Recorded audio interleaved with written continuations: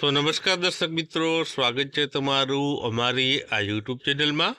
તો આજના વિડીયોમાં મિત્રો આપણે કરંટનો એક અગત્યનો ટોપિક જોવાના છે। મિત્રો, તાજેતરમાં જ ભારતમાં નવી જે છે વર્લ્ડ હેરિટેજ સાઇટ છે એક જે છે જાહેર કરવામાં આવી છે। આ નવી કઈ વર્લ્ડ હેરિટેજ સાઇટ ભારતમાં થઈ છે તેના વિશેની આપણે માહિતી છે જોવાના છીએ।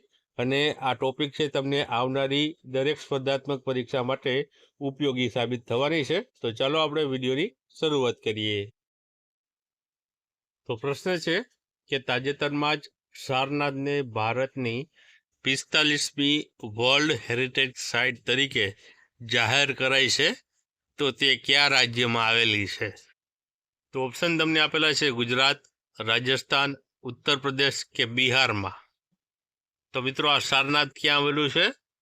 તો આમાં જે છે જવાબ આવશે તે આવશે ઓપ્શન સી આવશે, ઉત્તર પ્રદેશ રાજ્યમાં સારનાથ આવેલું છે, જેને મિત્રો ભારતની 45મી વર્લ્ડ હેરિટેજ સાઇટ તરીકે તાજેતરમાં જ જાહેરાત છે તે કરવામાં આવી છે। હવે મિત્રો, આપણે આ રામસર સાઇટ વિશે રામસર સાઇટ શું વર્લ્ડ હેરિટેજ સાઇટ વિશે છે તો વધારે માહિતી આપણે જોઈએ।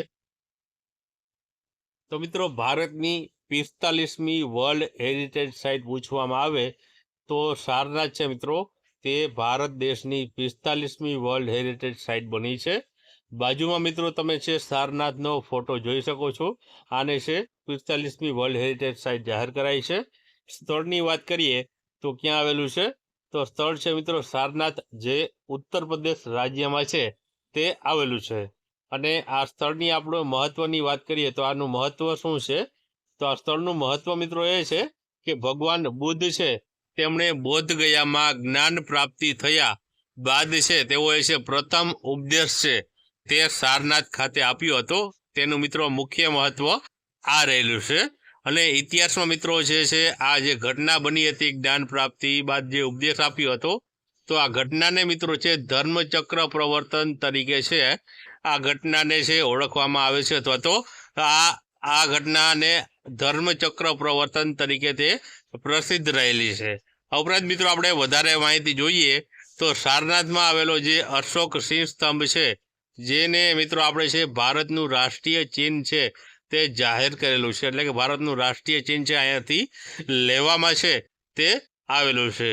અને મિત્રો અગત્યની એક એ બાબત પણ છે કે યુનેસ્કો વર્લ્ડ હેરિટેજ સાઇટની જે કમિટી છે તેની 48મી જે બેઠક છે મિત્રો ક્યાં યોજાણી હતી?